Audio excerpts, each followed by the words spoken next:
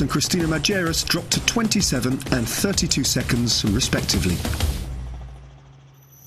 Well, unlike last time when Lizzie Armitstead won the yellow jersey on the women's tour, this time she actually gets to put it on the podium because she, didn't collide with a group of photographers, which always helps, doesn't it? And that was just one bit of her day, which went extremely well, wasn't it? Because she rode that to perfection.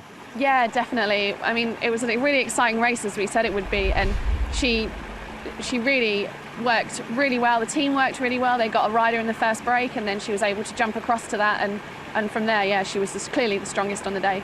Helen, how critical was that moment where Moulman Passio accelerated on the very foot of that climb, and Armitstead had...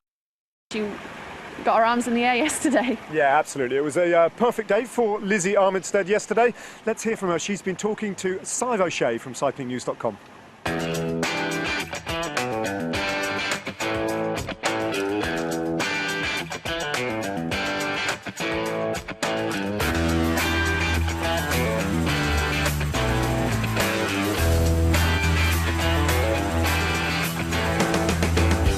And Lizzie Armitstead is starting to make a move on the right as well. Coming up to the line. Oh, Armitstead takes it on the line.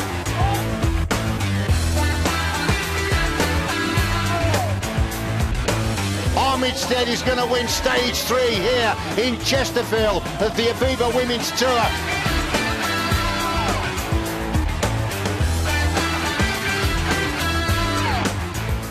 So Lizzie, after yesterday's stage you said you weren't feeling particularly well. How are you feeling this morning? Not hugely better. I think it's just something that I'm going to have to sort of get through this week. A little bit under the weather, nothing too chronic or anything, but I'll get through it. You put on a pretty aggressive performance yesterday, close to home with your family. What were the emotions on taking yesterday's stage? I just felt really proud and happy that I finished off such a good job from my team. When you've got the best girls in the world working with you and for you, you kind of have the pressure to perform, and I was just kind of relieved and proud of the work that we all put in. And last year you won a stage where you didn't actually get a chance to wear the yellow jersey. So what does it mean to you to be able to wear that jersey today? Yeah, it's very good. I don't get to wear many yellow jerseys in my career. I'm not much of a stage race rider, so every time I get to pull on a leader's jersey, it's special. And obviously you've got a few riders who are pretty close to you, in Ashley Moulman Passio and Elisa Longo Borghini. Do you expect these riders to be your toughest challengers today and tomorrow? I think so, yeah. Obviously they're on the podium not very far away from me, so I think they'll put up a big challenge, but there's still kind of a group just behind that full of fast sprinters, and there's still a lot of bonus seconds on offer, so kind of challenges from everyone really. Of course anything's possible, and we will be doing our best to do that. I think the race is still wide open, even with Mariana Boston at 27 seconds behind, anything's possible. There are lots of bonus seconds out there on the course, on the finish lines and at the intermediate sprints. So it's going to be a hard day today. Everyone's out to get the yellow jersey. So I think it's going to be an exciting day of racing for everyone to watch. I'm feeling good, but I will be on my bike today because they have been really 3 tough stages and long ones. So we will see today how I will react. Stages to go, the time gaps are negligible.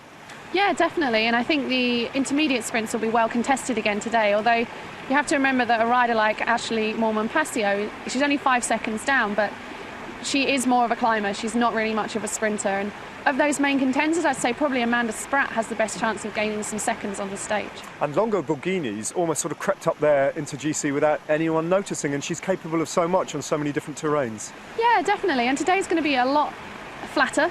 I mean, there's hills, but it's going to be a lot flatter, and maybe those last Queen of the Mountain points that come together could actually split up the race. And if you can get your team to the front and you can get a good group going, and if there's a steep descent or something coming into the second one, then maybe, come to the finish, you could be in the strongest position. Yeah, well noticed. 2 Queen of the Mountains that come very, very closely together in the final finale of today's stage, which is very backloaded on the road from Nottingham to Stoke-on-Trent. Short and sharp for stage 4, just 119.2 kilometres. But that doesn't make it necessarily any simpler. The day's backloaded with difficulty, After rolling out of central Nottingham, they close in on a succession of climbs, with the two official Queen of the Mountains of Ramshorn and Oakermoor coming in the final 25k. The finish line in Hanley, although not identical, will be familiar to many, having hosted the Tour of Britain on numerous occasions.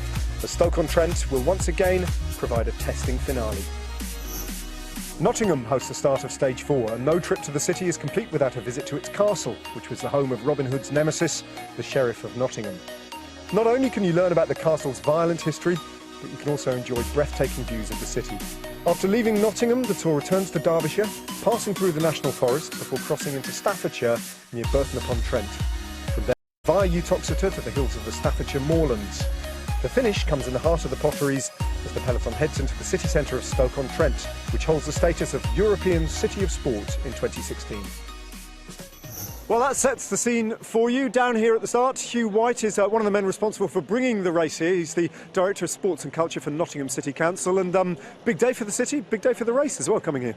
Great day, and we're hugely proud to have the women's tour here. Obviously, we've got a heritage and a history for cycling in the city, having had the men's tour last year and back in 2012. So, to have them back here is absolutely superb. And what a great morning we're having. Yeah, absolutely. Weekend, big crowds out, and a British rider in the yellow jersey. That kind of helps as well, doesn't it? Just a bit, yeah. I mean, we've all been following it, and the crowds are swelling here. We've got some participation rides going on this morning. This is a kind of a start of a week, really, because next weekend we've got a Cycle Live event where everybody in Nottingham can come and do some of the circuits, city rides, and out into the countryside. So, today is about a showpiece up close and personal with some of the best athletes in the world. Good stuff. Well, a start of a big week for Nottingham, start of a big weekend for Lizzie Armitstead. Can she defend the yellow jersey all the way to Stoke-on-Trent today? Let's get over to the commentary team of Hugh Porter and Sarah Connolly. Thanks very much indeed, Ned. We're looking down at Market Square, the largest public square in the United Kingdom after Trafalgar Square, here in the centre of Nottingham. Big gathering ready to send the riders away here for the penultimate stage that will take them to Stoke-on-Trent. Another very demanding leg with the sting in the tail, with two very stiff climbs. Lizzie Armitstead very relaxed in the yellow jersey, no doubt looking forward to the challenge ahead. And I must admit, her strength reflected yesterday, for she sent the general classification into tailspin as she put the rest to the sword. Well, she'll be relying on her teammates today, particularly Christine Majerus, as they try to put Voss under pressure. Well, we're on board here with Rebecca Durrell, who rides for the Drops team. Yes, they'll be looking forward to this stage. It actually starts relatively benignly. The first 50 kilometres don't have that much action in it in terms of the course. But within the last 35 kilometres, we have the second chain reaction of sprint points, and then two Strava Queen of the Mountains coming very close together before a last 20 kilometre run into the finish. Well, it's quite a long neutralised section for the riders to get their legs warmed up. There's Lizzie Armitstead in that World Championship jersey, and right alongside her is her teammate Majerus, and right alongside her is Danny King, who is wearing the jersey as the leading British rider. It's going to be a very interesting stage, and we see Marianne Voss at the back, or is still talking tactics with her team. Now, she often starts races like this at the back because she likes the warm-up and chasing back to the front. And also, I think she's probably just discussing the tactics before the flag drops. Well, that's Wollerton Hall. It's a beautiful Elizabethan stately home that is now the city's Natural History Museum. And back in 2012, Wollerton Hall was used as Wayne Manor in the Batman film The Dark Knight Rises. Yeah, the riders won't have time to look at the scenery on the way past, though. We're coming to the end of the neutral zone. As soon as that flag drops, I'm predicting attacks right from the start. Yes, and just taking up your point there, you referred to the two climbs, and it's so interesting the fact that the first one doesn't come till 94 kilometres, so one or two riders might just try and get clear in the earlier stages to try and get an easier ride up the climb, because yesterday the field was totally decimated. There's only 4.6 kilometres between the start of the first Queen of the Mountains and the end of the second, and between them a very difficult descent, and this is going to be a great space for them to try and get away. Yeah, we got a shot at the head of the field there, Elisa Brennauer, who was last year's champion, but Brennauer has not shone so much here. She's been in one or two of the sprints, but she's not been as dominant as she was 12 months ago. Canyon Schramm, her team, they've had a difficult year with one of their key riders, Trixie Warwick, losing a kidney in a horrible crash. But the team are riding for Trixie, and they're very determined that they're going to be in the action. I'd definitely be looking out for them today. That's Shelter Gillow we saw at the back, and there we are, kilometre zero, stand by. They're going to take that red and white flagging now, and the field will soon get down to the racing, believe me. Lots to come.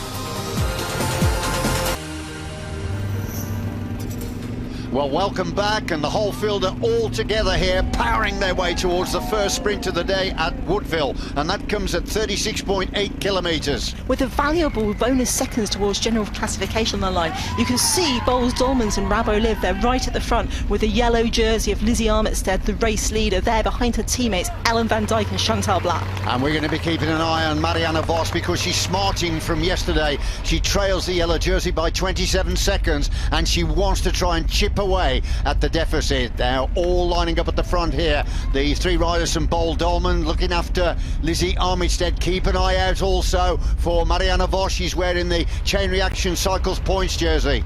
The other riders to watch, you've got Leah Kirchman, Amanda Spratt, Ashley Moolman-Pasio, who are all up there in general classification. And today we actually started with about 22 riders within a minute of on GC. And it's downhill here, so the pace is being ramped up significantly. Third wheel is Lizzie Armitstead. Look for the challenge from Marianne Vos. She's going to be in the frame to try and challenge Armitstead, but the pace at the front is frenetic now as they're looking for the line and getting very, very near to it.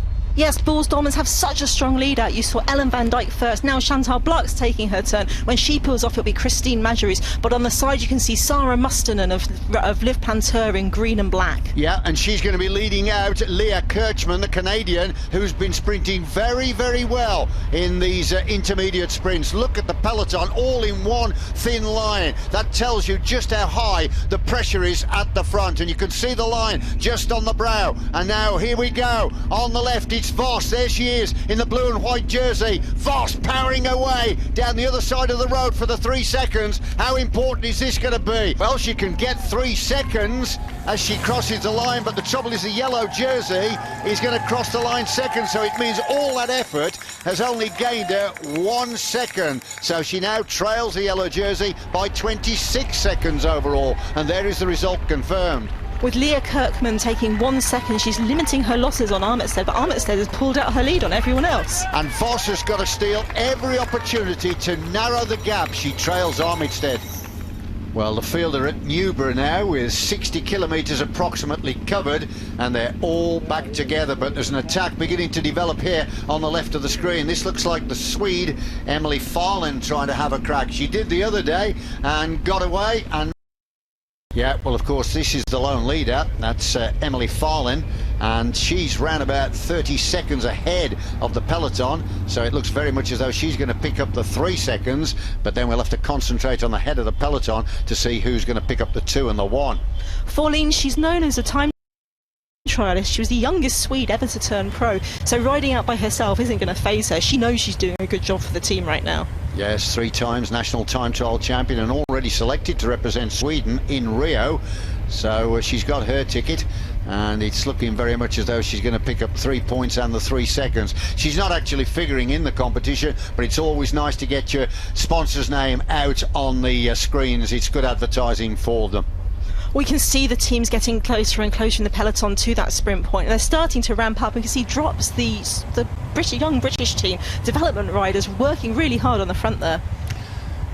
The back of the field, as you can see, they're all clustered together, so that tells us that the speed is not all that high at the front of the bunch. But here we are, Farin picks up the 3 seconds and continues to try and stay ahead alone. No doubt in her mind is to try and stay clear to the first climb, which is a further 10 kilometres down the road.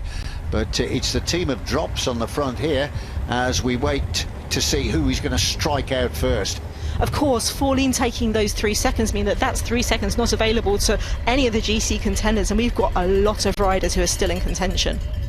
Now then, the field beginning to whip the pace up here now, and look at this, an early move then by Marianne Vos on the right of our screen. She's looking to try and get the 2 seconds. Where's Lizzie Armitstead? There she's in the yellow jersey, trying to peg back Vos, but she has to settle for 3rd and 1 second. So it means that Vos has clawed back another second, so she's narrowed the gap now to 25 seconds overall as we confirm the top 3 positions.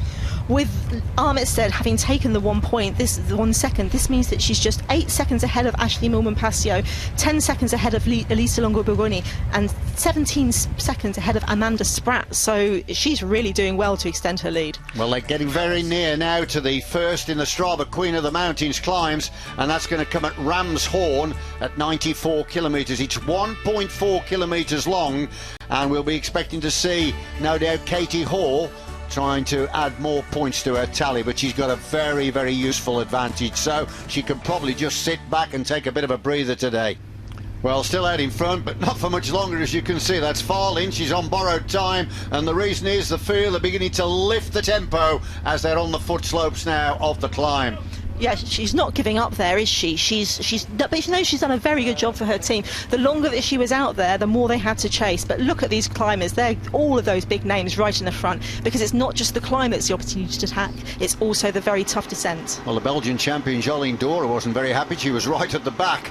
Now then, if she doesn't move up, she could lose some valuable time. So if we think back to yesterday, when they got to the climbs, the field absolutely disintegrated. And look here, Bols Dolman all gathering at the front. In fact, the whole team looking after Lizzie Armitstead. They don't care about the points at this from the climb at this point. They just want to get over the top and get away. And so I'm expecting Lizzie to go at any point. So, the team of Bols Dolman supporting the yellow jersey of Armitstead. And really, you've got to feel a little bit for Marianne Vos, haven't you? Because she's depleted by numbers, so she's got to try and take the whole team on her own. She lost her teammate Anna van der Breggen, who unfortunately had to abandon due to a crash. Van der Breggen is an amazing climber, the Giro winner, and one of the big hopes of the Olympics. But there at the front we can see that Armitstead is keeping her eyes on this, and it looks like a sort of Cervelo Bigler rider there, Ashley Millman-Passio, who of course is only 8 seconds back on GC.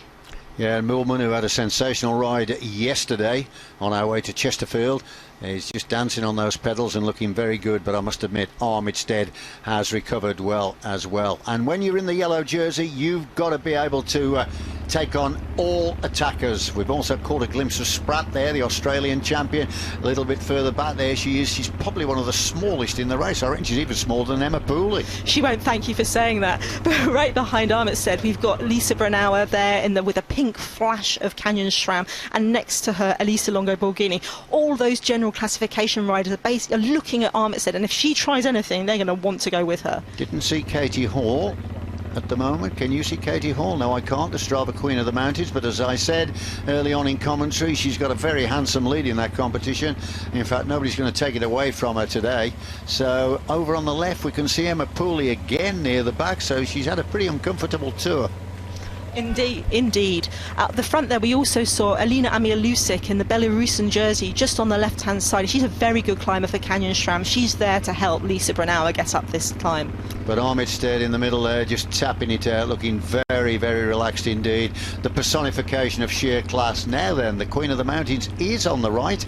That's Katie Hall. I didn't see her a little bit earlier, but she's starting to make her way towards the front of the race. It must be very intimidating with almost every single Bols Dolman's rider there massing on the second row. So if Lizzie does go, that means they're going to be ready to attack, to stop anyone else going after her. Well, you can see that the field has really depleted, and I think we're going to lose a lot more riders as well by the time we get to the line down in Stoke-on-Trent, because this closing series of kilometres very, very hard. But Hall again comes right on the nose of the contest. This is the business end of the race. Yes, and Malgorzata Jasinska, another Ale Cipollini rider, Emilia Forlin's teammate, and we saw her again try to attack in the race already, so it's going to be interesting to see if she can get away. But it is noticeable that all the key players for the GC places are right up there. And there is the crash victim, Mazurus, and she's carrying some heavy bandage on that left elbow. So she must have given that a right old clout. She's bloody and bruised on that knee as well. She's a tough rider. She's come back here to do everything she can for her teammates. You can only admire that kind of spirit. Yes, she's been riding very, very well throughout the whole of this tour.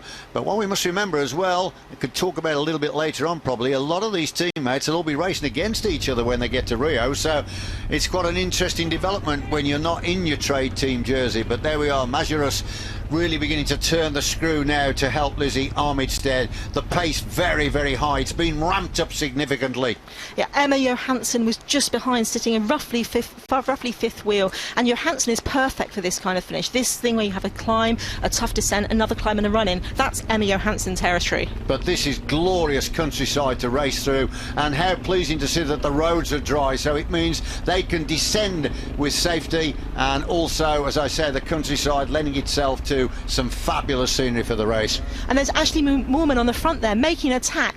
Armitstead's followed, and just behind her the two teammates, Emma Johansson and Elisa Longo Borghini of Wiggle High Five. Is this a move that's going to make it? Well, let's have a look who's going to be over the line first. Wow, it was tight, wasn't it? It looked like Ashley Moorman from that aerial shot, who was lying second overall in the general classification, and there is a slight fracture further down the peloton, and the pressure still being applied. There it is, that's the official result. Now, looking through that lineup of riders, the leader, Hall, hasn't picked up any points, but none of those riders are a threat to her.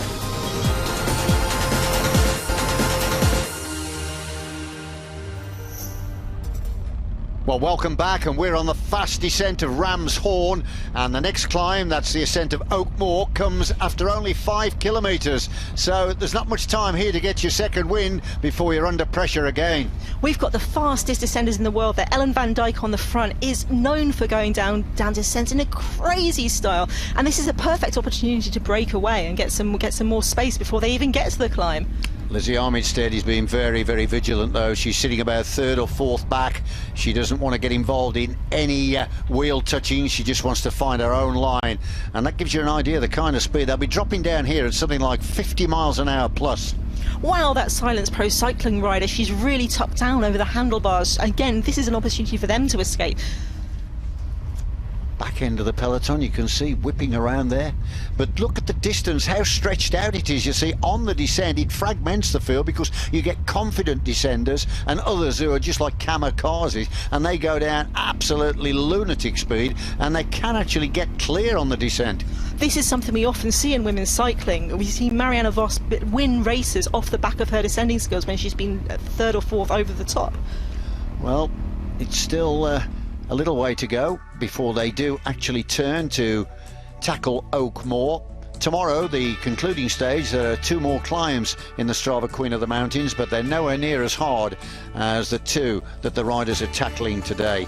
The length of this next one is 1.7 kilometres long, and when they get to the top, it's 19.5 kilometres to the finish. So this is a perfect platform to try and tee yourself up for an escape.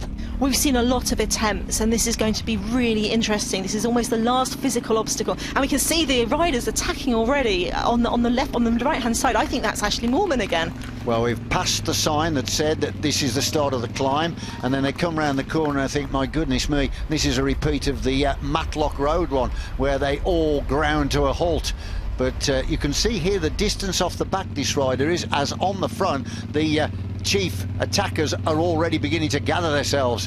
That's Elisa Longo Borghini and Ashley Moorman with Lizzie Armitstead just behind them, and that's pretty much a repeat of yesterday's second climb, but just behind Armitstead is Emma Johansson. Well, that's nice to see, isn't it? Emma Johansson had a fantastic tour the last time she came here, but she's been a bit quiet this time, the Olympic silver medalist from Beijing. But Johansson getting involved now in the action at the front. This is perfect for Wiggle High Five. Elisa Longo Borghini is 10 seconds behind, and Emma Johansson's 50 seconds behind. But if this attack can stick, and they have 2 teammates working against Armitstead and Moorman, they're in the perfect position. Good little group then. Quartet of riders, all with so much to gain. But of course, Armitstead, she is the master of control. She goes with all the little groups that can cause any danger. But these are the back markers. They're only just about approaching the foot slopes to get onto the climb. This shows you just how hard that descent was, and look at that. Johansson seems to have dropped off the front. It's exactly the same trio as we had yesterday. Yeah, Johansson struggling a little bit to stay in the wheels of the 3. So we've got Moorman, Armitstead and Lisa Longo Borghini, and this trio of riders look very, very good indeed to me. And exactly what you said there, Sarah, it's almost a carbon copy of the closing stages of yesterday's stage.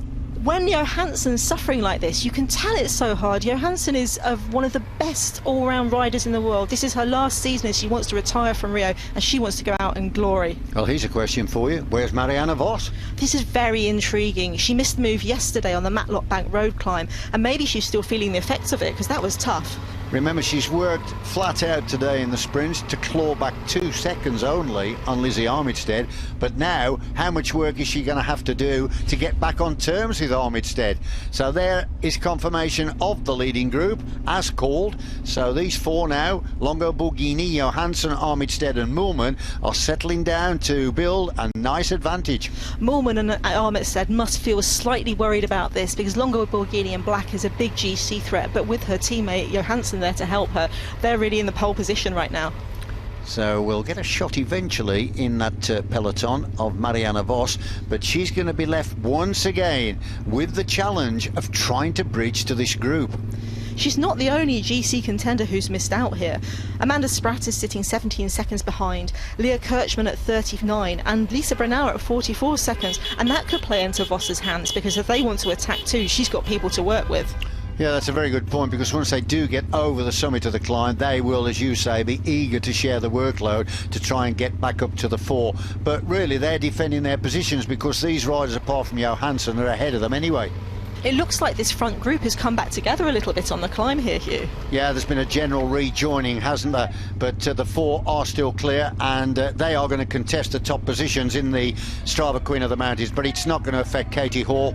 I know I've said it several times in commentary, but she has built a fabulous lead. So these four, it's academic in the overall competition. But what is important is how far can they get away? Can they stay clear? Can these four build an advantage that will reinforce their stranglehold on the podium positions? You see, Armitstead is really not happy about this group, and that's why we can see her attack there. But those other three, they're not letting her go. Johansson straight on her wheel there. Yeah, Armitstead at the front trying to raise the tempo a little bit, and the field beginning to thin out. Lisa Brennauer is third wheel back, but Vols, Dolman, the teammates of Armitstead, are policing the moves, and they actually will not contribute to the pace. No, that was Brennauer's teammate Alina Amilusik on the front there. She's a very strong climber from Belarus, and she's just going to work and work on this climb. Doesn't matter if she doesn't make it to the end, as long as she can help Brennauer. Well, I can't believe this, but Moolman is being distanced here, so Moolman is losing contact with the other three.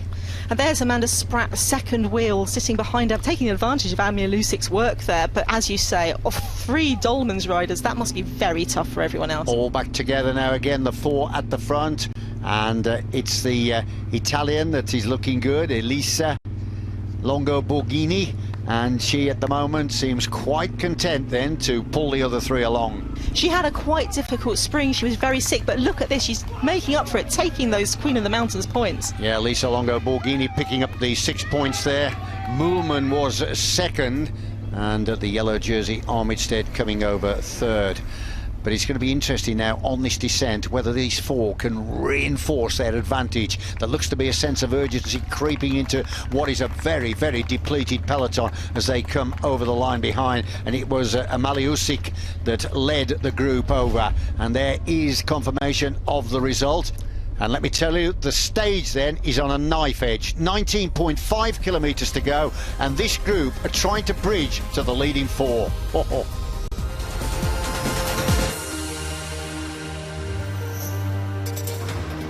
Welcome back, and we're 5 kilometres from the finish in Stoke-on-Trent. We still have the four leaders, Lisa Longo Borghini, Emma Johansson, the of Lizzie Armitstead and Ashley Moore. A perfect setup for Wiggle High Five because both Johansson and Longo Borghini are from the same team. As they cross the 5 kilometre line to go, we can start to see who's in that chase group. We'll start to pick out one or two of the big names who might, if they do get across to the four, figure in the closing sprint. But they are working very, very well together, and you saw the gap, 13 seconds on to try and get up to the four on their own. That's Alina Amilusik from Canyon Schramm, and she's there to help Lisa Brennauer. And I think I saw another one of their teammates in there as well. I also caught a glimpse of Marianne Vos. So whilst we said before, where is Vos on the climbs, she's right back there in the chasing group. 4 kilometres to go. I can't see any of Voss's teammates in that group, Hugh, though. You can tell them by their distinctive orange and white jerseys, and I think she might be in there alone. Yeah, she's going to have to look after herself, but there we are. Look, it's 10 seconds now, so they're chipping away at the advantage all the time, and this four must know surely they're on borrowed time. Yes, it's going to be interesting to watch to see whether they carry on working well together or when they start attacking each other, because of course only 3 of them can end up on the podium. Yeah, well, we finished in Stoke-on-Trent with a men's tour, and it really is a cycling centre. There'll be a massive crowd there waiting for the arrival of the leaders. Armitstead is dearly trying to stay clear and try and be in with a shout of getting another bonus. I can see in that group they've also got Amanda Spratt, who's 17 seconds behind on GC, and she seems to have an Orica AIS teammate in there too. Yeah, and remember, Voss has picked up 2 seconds in the sprint over Armitstead, so she trails the yellow jersey by 25 seconds now. That's why she, in this group, is so eager to get up, because if she could get the 10-second bonus, she would bring the advantage down significantly. 3 kilometres to go for the chasers, and here are the leaders, who are about a quarter of a kilometre ahead of them. That front group is all the most elite teams in the race. I can see one rider from Ali Cipollini only, Malgorzata Jasinska, who of course we've seen attacked so many times in this race already. Well, it's such a nail-biting finish again. This race has given us so much drama, so much excitement, and once again today it's in the balance. There they are, the leaders. This is very bridgeable now.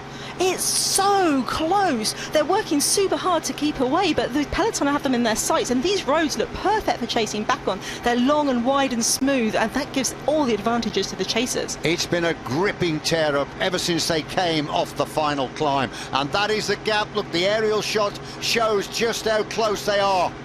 And look, there's a riders going off the front there. That's Elisa Longo Borghini making her move, but Lizzie Armitstead is straight on her wheel. Yeah, Lisa Longo Borghini trying to go away, the Italian, but as you say, Armitstead seen the move straight away. What would you say that is? It's about 150 metres, so how much longer can they stay away? You can see from that long line the group is in behind them. They're going very fast here. Yep. Stretched out, aren't they? And it's all about where is the catch going to occur. There is Lisa Branauer, number 1, the winner of the Tour last year. And that's Tiffany Cromwell, her teammate, leading out, but with Danny King in second wheel. And there's Lizzie Armitstead making her move. They're nearly caught, but that's not going to stop Armitstead. Yeah, Armitstead trying to go alone, trying to distance herself from the 4, but they've clawed their way back. They're almost together. Well, fragmented into 2-2s, actually, as the chasers take the right-hander. Yes, and all those teammates of Armitstead in the background, Bulls Dormans, they're just waiting if they get caught up, if they get caught in the front. But look, she's going again. So Armitstead once again trying to inject pace as she comes onto the far side of the road. But the other 3 are all over her like a rash, and there's an attack off the front of the chasing group. And that's Nikki Harris again from Bulls Dormans, who we saw attack in the final stages yesterday. So Nikki Harris then, teammate of Armitstead, trying to jump clear. Well, that's not too good really, because that could actually create a platform for others to jump to.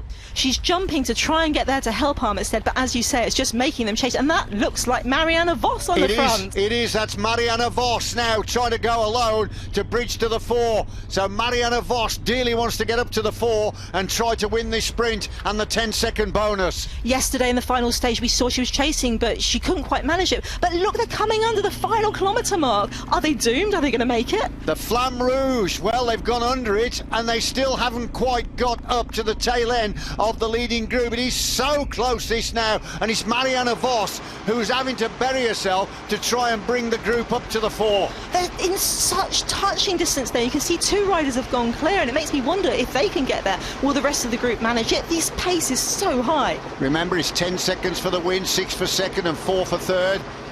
The seconds would be so valuable for Vos, and here she comes. Vos is about to make the junction and link up with the 4 at the front. And she's got Branauer with her there. This is a real GC group. This is the cream of this race. Now then, how much energy has that taken out of the legs of Vos, because she really had to do that all alone with the rest clinging to her, and now they're trying to come past, and we're getting very close to the finish. Yes, with Chantal Bloch, Nikki Harris and Amelie Diedrichsen and Ellen van Dijk, all incredibly fast riders. They seem to have taken it over over there at the front. So the long thin line then clinging to the right hand side of the road, and the big crowd are waiting for the arrival here of the leaders for the conclusion of the penultimate stage. Who's going to nail this one? Is it going to be Armitstead? Is it going to be Longo Borghini? Can Vos take it? It is the teammate of Armitstead at the front, but on the right it's Marianne Vos that goes early. Marianne Vos then in that blue and white jersey has swept round the right hander, and she's now got the line in her sights. Nobody's going to catch the Flying Dutchwoman. Here she comes, Marianne Vos, for the stage victory in a 10-second bonus. How useful is that going to be? Second behind is Leah Kirchmann, and third is Emma Johansson. So Armitstead came over the line 6. So on count back, she's probably thinking, how close is Vos to me now? Vos rode that beautifully. She's one of the best technical riders, and when she took that final corner, you can see her accelerate, knowing that she's going to take it first, and she almost gets faster as she comes out of the corners, so everyone else slows down a bit. Yeah, the acceleration there was staggering. It was emphatic, wasn't it? Stellar performance for Vos over the concluding kilometre. The upshot of it was to give her the stage victory and the 10-second bonus. That is Vos at her absolute best. One of our Dutch guys on the team today. It's a little bit of a competition. So Marianne Vos wins stage 4 from Leah Kirchmann and Emma Johansson. Amelia Didriksen was 4th, Lisa Brunau 5th, and Lizzie Armitstead finished in 6th place. Marianne Vos celebrates her first stage win of this year's tour. Vos also increases her lead in the Chain Reaction Cycles points competition. 15 seconds down on Lizzie Armitstead. There are actually 16 seconds available, so theoretically it's possible. What are your ambitions realistically tomorrow? Well, yeah, I know it's going to be hard. I mean, even if I take all the seconds, Lizzie will take enough to stay in the lead. So it's going to be difficult. And today she was strong again, and she has a strong team. But yeah, you never know. I mean, it's still one day to go. Flirtia Mackay retains her Stoke-on-Trent European City of Sport Best Young Rider jersey in the city itself. Katie Hall remains in control of the Strava Queen of the Mountains jersey, and Lizzie Armitstead is the overall leader of the Aviva Women's Tour for the 2nd day in a row. You happy with the way that the GC looks now? Could have been better, yeah. A bit frustrated in the end of the race. I'm not sure why Wiggle weren't cooperating in that break. At the end of the day, they've come away with nothing. They could have had secured probably a stage. You know, they had 2 in the front with me and their position on the podium of the GC, but now they've come away with nothing. So strange tactics from them, frustrating tactics, and yeah, I did the best I could. I think we had a strong, aggressive race. The girls worked well again today. Bad crash for Christine, which is a shame, but yeah, again, proud of the team. Who's your biggest rival? Marianne Vos. Still? Yeah, I think so, yeah. If you're looking at the GC, that is, Elisa and Ashley, I know that I can out-sprint them, and Marianne is probably the fastest in the field at the moment. And yeah, my punch, my kick that I usually have in a sprint is not really sparkling at the moment. You know, I'm a bit of a diesel on the climbs, which is what I want to be, but yeah, Marianne, I would say, is my biggest rival. In the general classification, Lizzie Armitstead leads by 8 seconds from Ashley Moolman. Elisa Longo Borghini is 3rd at 10 seconds, but Marianne Vos is now just 15 seconds adrift. Well, an emphatic win by Marianne Vos, and some very interesting thoughts as well from Lizzie Armitstead, in particular the chase and the slight disunity in the chase. I mean, whatever the rights and wrongs of that were, the fact is they got caught in nail-biting fashion.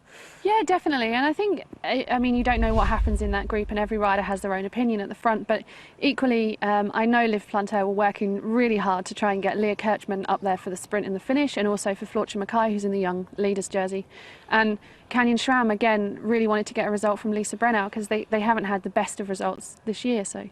Yeah, I mean, strangely, all that effort from those two teams played perfectly into the hands of Marianne Vos, who'd lost earlier on in a crash one of her most important domestiques as well. Yeah, unfortunately, Hannah van der Breggen has pulled out of the race due to a crash, and so she is her right-hand man. You know, she's the last person that's there at the finish for her. She's the one that helps her in the intermediate sprint, so that could really affect the race tomorrow. Tomorrow is, I mean, I hate to say it because, you know, we kind of always say this sort of thing, but it's true. It's set up beautifully, isn't it, on a finish that's not dissimilar, but even harder, actually, than today. Yeah, I think it goes right down to the wire. It's still really small time gaps in the front for the first 5, and I think it makes for really exciting racing, and I know women's racing is exciting, and it's good that we can showcase that. Yeah, and Marianne Vos is 15 seconds down in the general classification. There are 16 seconds of bonus seconds available on the road tomorrow. Having said that, if Lizzie Armitstead even scores one of those bonus seconds at the intermediate sprint, effectively Marianne Vos is left needing snookers. But it's going to be hard work for Armitstead, whatever happens. It's going to be really hard. Again, they still have a strong team in there. They still had a lot of numbers in the finish today in a group of 20 riders, and they had a lot of numbers. So I think they're a super strong team, and I think that they're probably going to play it safe on the first sprint, make sure they get that, and then see them.